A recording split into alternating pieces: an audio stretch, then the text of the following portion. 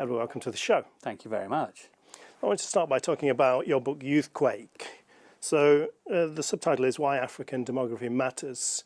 I mean, why does it matter to us here in Britain about African demography? Well, that's a big question to start with. I mean, I think, given the scale of the population growth in the continent since about 1950, and the momentum is still very strong, that, we're seeing an Africa that partly because of population size is demanding, in a sense, a far greater recognition and space on the global stage. Yeah. I mean, if we go back to 1950, in pure population terms, we see that about 7% of the global population was African. By the middle of this century, it will be about 25%. And in broad terms, Europe's percentages have reversed. Right. So from just over 20% down to less than 10%.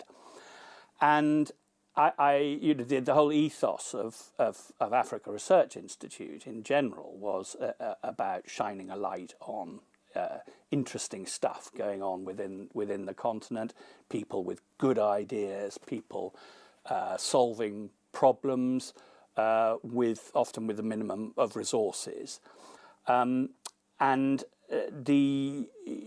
part of the interest about population is that despite all the great fears and trumpeting about population explosions in the 1970s and 1980s, that Africa would starve, that the world would starve because of population growth, whatever's happening and however much bad news you read about the continent, and there are some awful things happening. I mean, the war in Sudan at the moment, for example. Nevertheless, you'd be very cynical to be saying that no progress had been made. So you're ending up with a far larger continent, and I'm looking principally at the numbers, at the demography, and you will have seen the continent's population grow in that century, 1950 to 2050, by a factor of 11 times. Now, to put that in context, in India's big century of big growth, 1920 to 2020, the population grew by a factor of 5. So that's less than half. Ditto Asia. Between 1950 and 2050, population will have grown by a factor of about 4. So it is with some justification that one eminent demographer has called this the greatest demographic upheaval in global history. You could, if you wanted to, write a little piece comparing it with the collapse of population over the Black Death and the Little Ice Age combined, but I'm splitting hairs here. I mean, this is a big story on its own. Now, we're already seeing in all sorts of respects, and we can come back to this, that population alone is, as I say, demanding greater attention. One of the major drivers for writing the book was wherever I looked, it was being overlooked. I would go to a 2-day conference on migration globally, and there would be not a single paper delivered about the underlying demographics. The Ministry of Defence's Global Strategy Report in 2018 barely mentioned global demography. So, this is a general point applying to Africa, to other continents as well. But, I mean, Africa is, the big beast in global demography at the moment.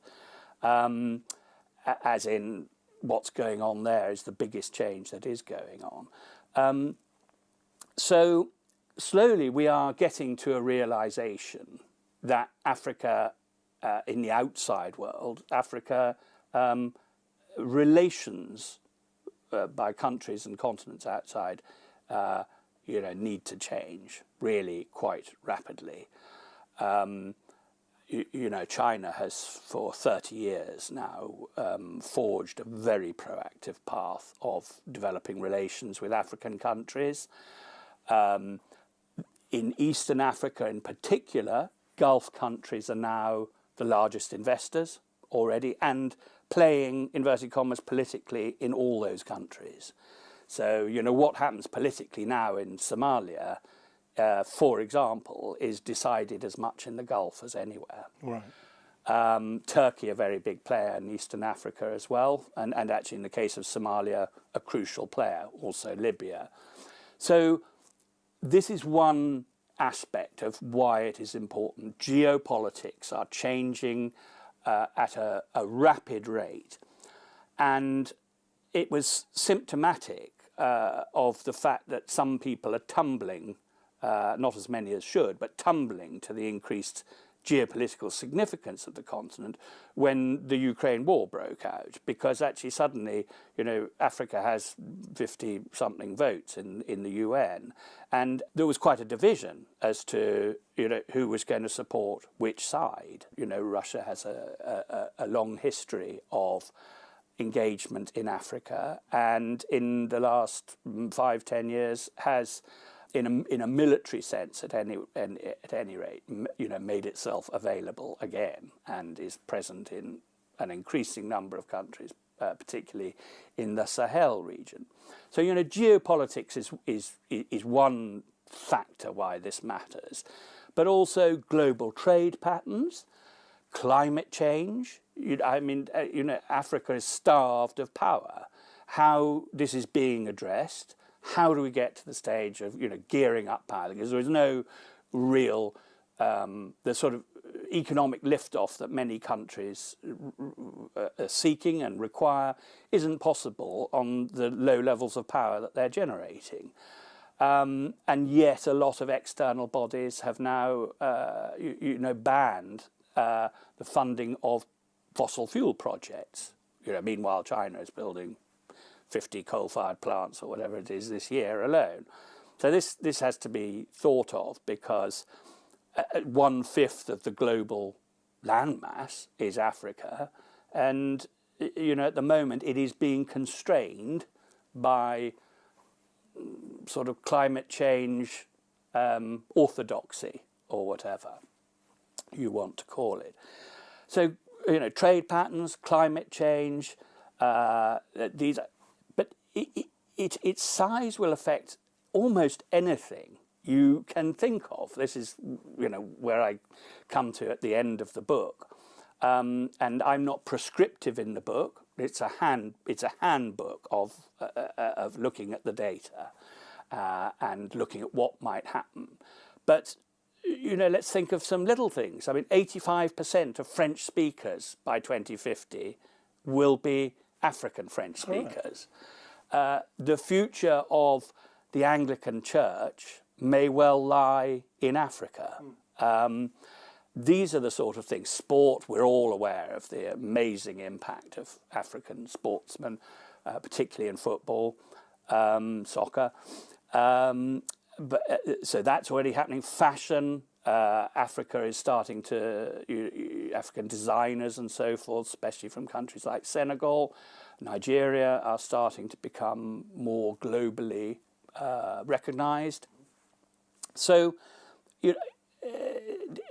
the numbers don't guarantee anything for Africa.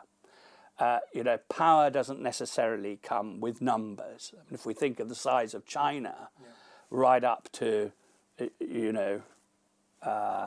well, say the 80s. China did not have the global power it had now, but the numbers are something that everybody ought to know about. At least the sort of summary, the headline figures. And another major aspect that needs to be borne in mind, and we may talk later a bit about migration, is the fact that against the backdrop of a narrative of falling fertility in many Western countries at the moment, and certainly in East Asia. There's the same number of global births as there have been every decade for the last 3 or 4. So the total number of births is remaining relatively constant.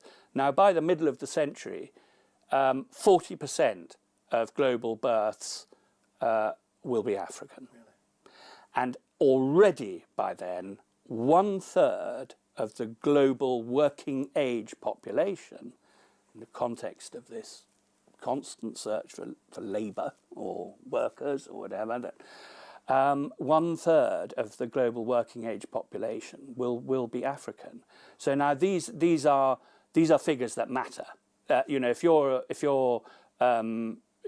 in a government in any country outside Africa, and indeed within Africa, these figures matter.